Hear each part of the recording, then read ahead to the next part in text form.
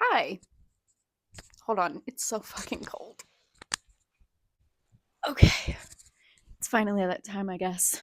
Hi. So, we have all seen The Big Bang Theory, probably. If you haven't, it is an American sitcom. Honestly, probably the last sitcom, but that is a discussion for another day. It is an American sitcom centering around four nerds and their nerdy lives. And if that sounds bad to you, it's because it is. Despite being not great and generally by younger audiences agreed to be very, as the kids say, cringe, it somehow had a really long lifespan.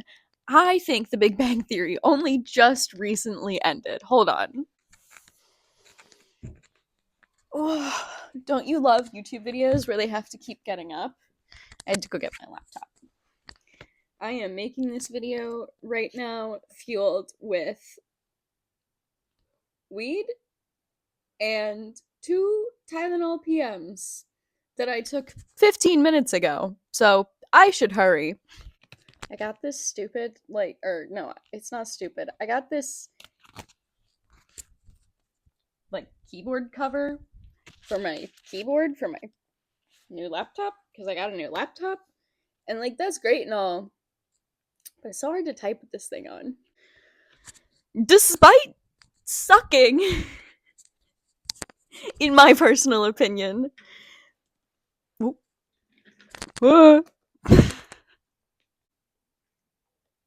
I hope the chaotic energy of this is worth it. Okay. Just keep pushing that chair out of the way, and somehow keeps coming back into frame. Despite, in my opinion, sucking, The Big Bang Theory somehow managed to run for 12 seasons from 2007 to 2019. We almost had pandemic era Big Bang Theory. We were like a year away, one season away from pandemic era Big Bang Theory. That's crazy. That's wild. That's really wild. The Big Bang Theory has such an interesting place in TV's depiction of nerds and nerd culture. I would say that unfortunately, it is a more accurate representation of some nerds in nerd culture than a lot of the depictions of nerdiness that there had been in the 90s and early 2000s.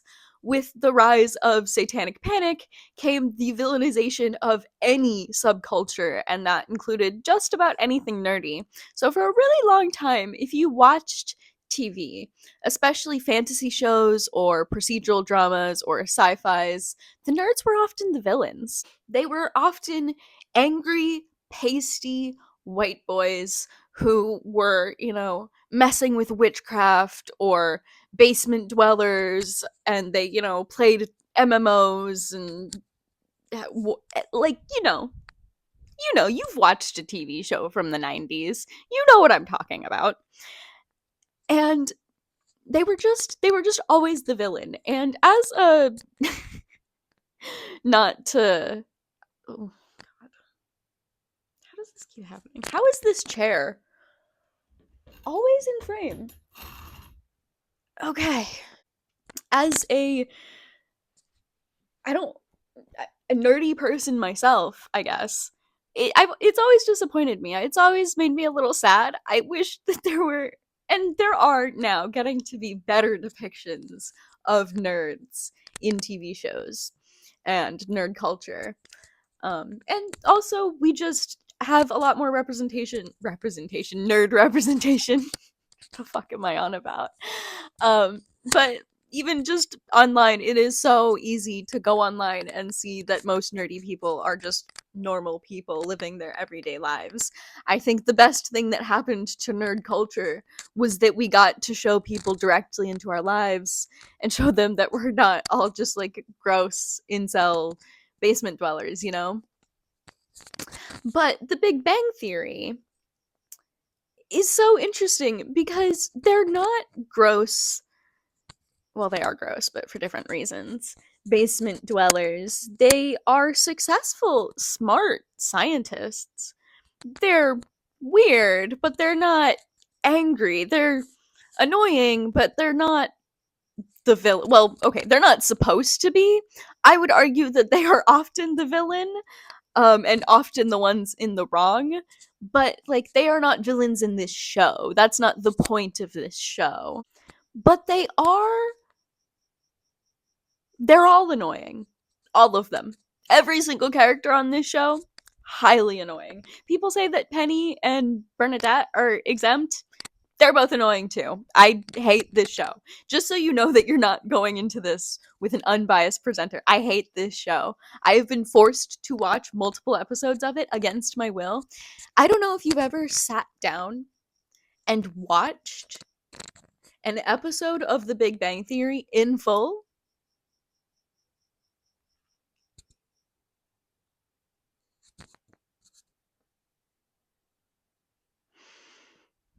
I've it's not even that bad. It's not even that bad.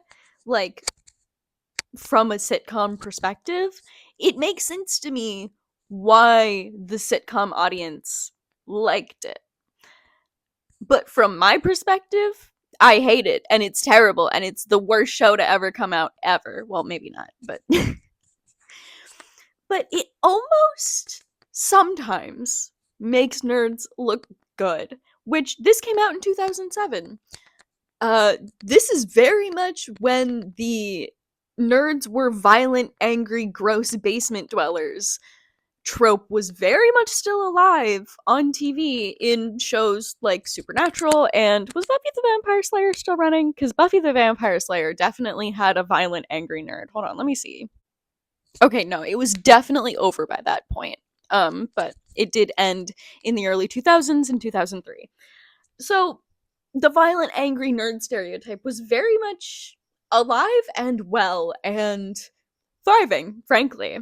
So this show was a bit of a turning point because it did make them look better. They didn't look great, but they looked better. I am less familiar with the show's early seasons. I know more about like the middle seasons, the things that were coming out in like the 2010s and the, you know. But if you are familiar with this show, you will be familiar with the ongoing bit about Sheldon's chair. If you're not, in the show, there is this bit that in their apartment, Leonard and Sheldon share an apartment, and in their apartment, there is a specific spot that Sheldon likes to sit at. It's his spot. He prefers that spot, it's his favorite spot, and the bit, the haha, so funny bit, is everyone in his life trying to keep him from sitting in this spot. He will ask them to move and they will refuse. He will, like, I'm not gonna lie, he's not so good at the please and thank you sometimes, but he does try. And they just adamantly refuse.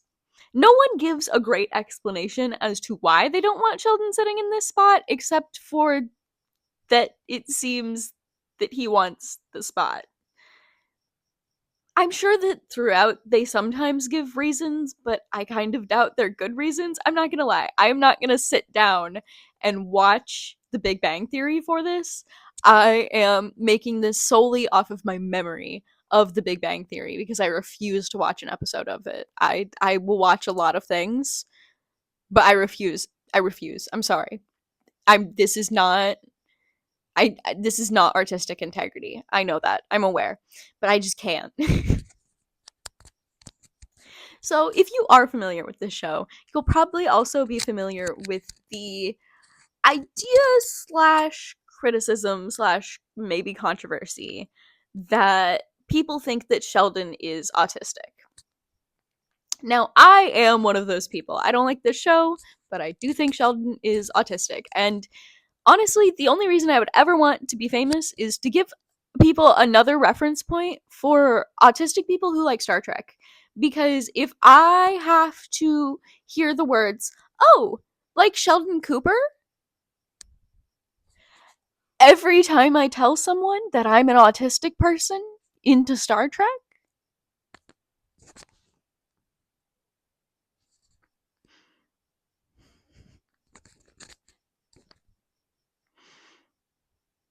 no.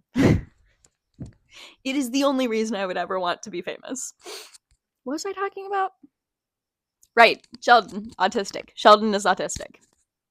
I am one of those people who thinks that Sheldon is autistic. Jim Parsons also on interviews, I believe, has said that he has played Sheldon like he's autistic, and for me, that's good enough. Sheldon is autistic. If you don't know, it's actually really common for autistic people to have preferred spots or routes or places. For me, I like taking the same bike route every day. I'm really routine like that. I also have ADHD, so for me, I switch it up every now and again. But there are some things, like the way that I drive to my old middle school. I don't drive much anymore. Honestly, I don't really drive at all anymore. But if I did drive, I would have to drive to my old middle school the same exact way that I drove to my old middle school in middle school. Like, I couldn't take any other route, it would bother me. And that might be annoying to some people, but it's like my life. Uh, so those are just some examples. And for Sheldon, he has a specific spot in his apartment that he likes to sit at. He says that it is the perfect spot. It's the perfect place from the television and the AC and the fridge, and it works for him. And this is his apartment. This is his apartment. Like, he lives here. But for some reason, everyone has a huge problem with him sitting in that spot, especially Leonard. And now, listen, I know that this is also Leonard's apartment, but it truly is just a spot. Why does it bother Leonard that much? Because Leonard doesn't care. Leonard doesn't want to sit there. He sits everywhere else in the apartment. This is the one spot that Sheldon is like, this is my spot. And I don't know. I don't think that's unreasonable. To be like, if I'm in here, I want that spot. That's my spot. Like, is that really that hard? Is it really that hard? I think Leonard is the weird one. We're finally on to the thesis halfway through. 14 minutes in. I think Leonard is the weird one. Leonard is constantly trying to get Sheldon out of that chair, out of that spot. He is constantly trying to get him to try new spots or different spots or blocking that spot or moving him from that spot. Why? Why do you care so much, Leonard? Why does it matter to you? It's just a spot in the living room and it makes your friend happy. What's your problem? I think Leonard's the weird one. I think Leonard's the weird one. Because isn't that so weird to be so bothered that your roommate has a preference for where he sits in the living room, which I don't even think is that uncommon of a thing. I think a lot of people have, like, in their own home, like, yeah, I prefer to sit in this spot. We've all been over to someone's house, you know, like when you were a kid and you go over to someone's house and they would be like, you know, you'd walk into their living room and you'd go sit down and they'd be like, oh, no, no, no, sorry, that's grandma's spot. Grandma sits there. You're like, oh, okay, sorry. Like, I don't really think that's that uncommon for, like, someone who lives in the house to have, like, a preferred spot. And I'll admit, Sheldon can get annoying about it when he doesn't get what he wants. But in Sheldon's defense, so as I mentioned, I'm also autistic, and a lot of people, I think, are under the false assumption that autism is just in your mind. It's not. Autism is a full body experience, and it's a quite uncomfortable one. Everything is uncomfortable all the time, always. The lights are too bright. The sounds are too loud. I can hear things that other people aren't capable of hearing. Or it's not that they're not capable of hearing it, it's that my brain isn't capable of tuning the sounds out that autistic people's brains are capable of tuning out. Sometimes it hurts when people touch me. Like, just very lightly touch me, and it hurts. Being autistic sucks. It sucks. It's hard. It's so dysregulating. And like I said, it's in your full body. Every day is an uncomfortable experience. No chair is made for you. No building is made for you. You have to cater to everyone else all of the time. Nothing is made for you. Nothing is made with you in mind. And asking for things to be made for you with you in mind is often seen as unreasonable. And it's a 24/7 experience. And there's not much that makes me comfortable. It is known that it is harder for autistic people to get comfortable. Like, literally just to sit down and get comfortable somewhere, it is harder for us. It takes us twice as long. We move around a lot. And just, I think a lot of other autistic people, you'll know, it never really is comfortable. I don't think I've ever really been comfortable. But there is this one spot in the house that's pretty nice. I would say that it's my favorite spot, and people have often tried to get me to not sit in that spot. So I feel Sheldon's plight here. I am not as rigid about it as him, but it is very much my preferred spot. And I really don't sit in the living room unless that spot is available. And that might seem extreme to some people, but like other autistic people will understand. Like sometimes it's sit in that spot or not sit there at all. And like trust me, not sit there at all is better. It's better than trying to like force myself into somewhere that I don't want to be. And so it's 24/7. But imagine there's this one spot that's just nice. You don't have to adjust too much. Everything's like just in the right spot. And your body just doesn't hurt. And you only get that for like 15 minutes when you're in that spot. Would you not also want that spot? It's like a shift of work that never ends. Like when you're autistic, you never get to come home and take off your boots and sit down and go, because it's always in our minds, it's always in our bodies. And so one simple little accommodation, that's my spot in my house where I pay rent. That's my spot. One tiny little accommodation that if you're really friends with someone, does it matter where they sit in their house? Like, does it really matter that much? Like, if your friend is constantly having a hard time, constantly in pain, do you really care where they sit? Because it's not a big deal to you. It's not a big deal to Leonard where Leonard sits. The only reason he wants to sit where Sheldon sits is because it's Sheldon's spot, and he thinks for some reason that that is a bad thing.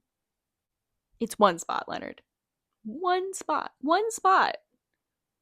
And if your friend is going through all that, everything that I just talked about, and that one spot makes him feel better sometimes, I don't know. I think Leonard is the weird one. But that's just me, I guess. Maybe that's just me. Anyways, I'm very tired. I don't know if this has made any sense. I can feel I am fighting neck and foot. No, hand and tooth and nail. I am fighting tooth and nail to stay awake. The Advil PM is coursing through my veins right now. I need to go to bed. Um, I guess this is going on YouTube, isn't it? Yeah. Like, comment, share, subscribe. Do you also hate the Big Bang Theory? Please tell me how much you hate the Big Bang Theory in the comments. I hate the Big Bang Theory. Okay. Goodbye.